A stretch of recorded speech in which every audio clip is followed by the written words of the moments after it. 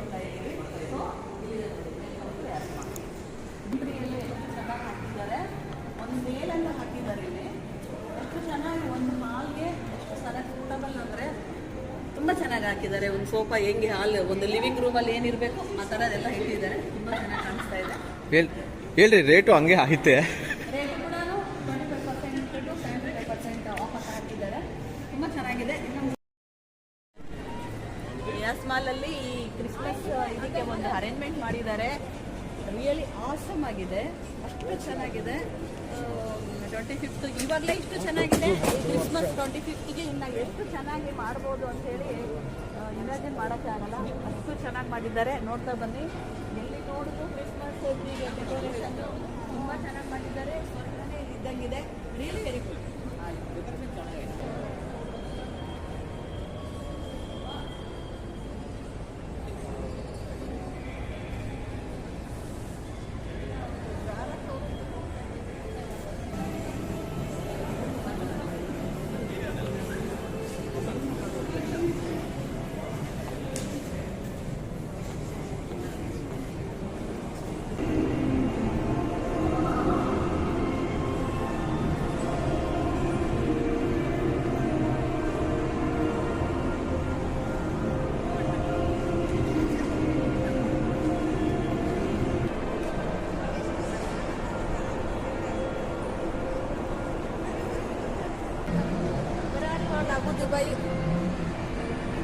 Abu Dhabi Ferrari world ಅದಕ್ಕೆ entry ಕೊಡ್ತಾ ಇದ್ದೀವಿ.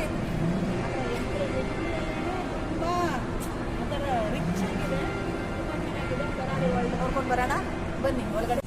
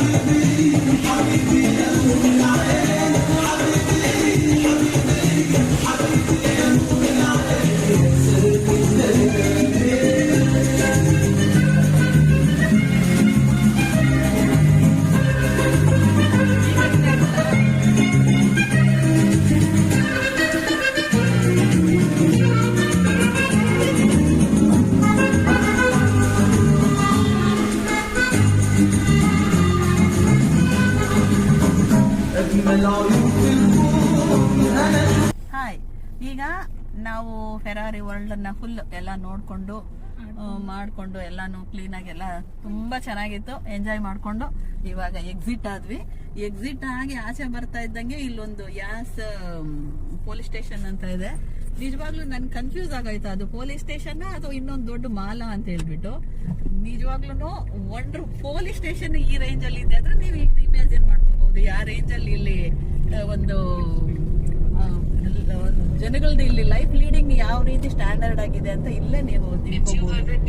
ನಾವು ಇವಾಗ ಬೀಚ್ ಕಡೆಯಿಂದ ಹೋಗ್ತಾ ಇದೀವಿ. ಹೇಗಿದೆ ಅಂತಂದ್ರೆ ಮಧ್ಯೆ ಬ್ರಿಡ್ಜು, ಆ ಕಡೆ ಬೀಚು, ಈ ಕಡೆ ನೀರು, ಎರಡೂ ಕಡೆ ಬೀಚು, ಮಧ್ಯದಲ್ಲಿ ಒಂದು ಬ್ರಿಡ್ಜ್ ಕೂಡ ಹೇಗಿದೆ ಅಂತಂದ್ರೆ 4 ಲೈನರ್ ಹೋಗೋ ಒಂದು ದಾರಿ ಮಾಡಿದ್ದಾರೆ. ಅಷ್ಟು ತುಂಬಾ ಲಾರ್ಜ್ ರೋಡ್ ಇದೆ, 4 ಲೈನರ್ ಇದೆ. ನಿಜವಾಗ್ಲೂ ವಂಡರ್ಫುಲ್ ನೋಡ್ಲಿಕ್ಕೆ. ತಿರುಗಿ ಆಮೇಲೆ ನೀರ್ ಮಧ್ಯೆ ಅಲ್ಲಲ್ಲಿ ಒಂಥರ ಐಲ್ಯಾಂಡ್ ತರ ಎಲ್ಲ ಒಂದೊಂದು ಕಡೆ ಲ್ಯಾಂಡ್ ಇದೆ.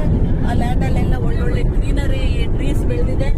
ತುಂಬಾ ಚೆನ್ನಾಗಿ ಬ್ಯೂಟಿಫುಲ್ ಆಗಿ ಕಾಣಿಸ್ತಾ ಇದೆ, ಚೆನ್ನಾಗಿದೆ. ಆ ಕಡೆ ಈ ಕಡೆ ಫುಲ್ ಸಮುದ್ರದ ಮಧ್ಯೆ ಬ್ರಿಡ್ಜ್ ನೋಡ್ಲಿಕ್ಕೆ ಆ ಒಂದು ಎಕ್ಸ್ಪೀರಿಯನ್ಸ್ ತುಂಬಾನೇ ಖುಷಿ ಕೊಡ್ತಾ ಇದೆ. ಅಬುದಾಬಿ ಎಂಟರ್ ಆಗಿದ್ವಿ. ನೆಕ್ಸ್ಟ್ ಮ್ಯೂಸಿಯಂಗೆ ಹೋಗ್ತಾ ಇದೀವಿ. ದುಬೈಗಿನ್ನ ಜಾಸ್ತಿ ಗ್ರೀನರಿ ಕಾಣಿಸ್ತಾ ಇದೆ ಇಲ್ಲಿ. ಈಗ ಇಷ್ಟೊತ್ತು ನೋಡಿದ್ದು ಅಬುದಾಬಿ ಆನ್ ದಿ ವೇ ಸಿಗ್ತಕ್ಕಂತ ಒಳ್ಳೊಳ್ಳೆ ಪ್ಲೇಸಸ್ ನ ನಿಮ್ಗೆ ಹೇಳಿದ್ದು. ಎಂಟ್ರಿ ಆಲ್ರೆಡಿ ಆಗೋಗಿದೆ, ಬಟ್ ನಿಜವಾಗ್ಲೂ ಈಗ ಅಬುದಾಬಿ ಒಳಗೆ ಎಂಟ್ರಿ ಕೊಡ್ತಾ ಇದೀವಿ.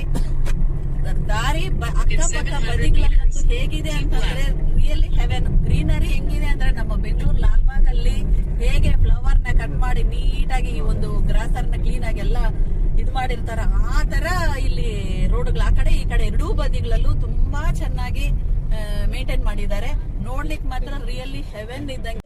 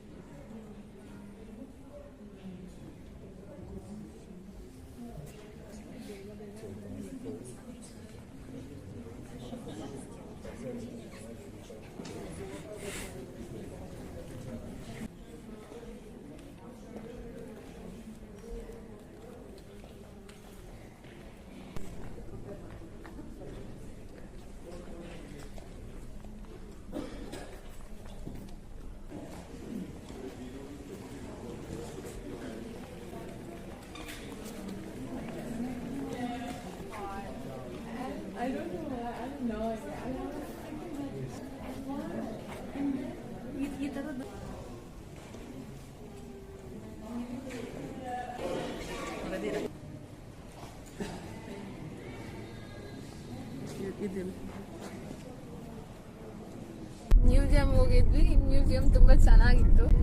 ಲೀ ಮ್ಯೂಸಿಯಂ, ಅಲ್ಲೇ ಊಟ ಎಲ್ಲ ಮಾಡಿ ಇವಾಗ ಪ್ಯಾಲೇಸ್ಗೆ ಹೋಗ್ತಾ ಇದ್ದೀವಿ.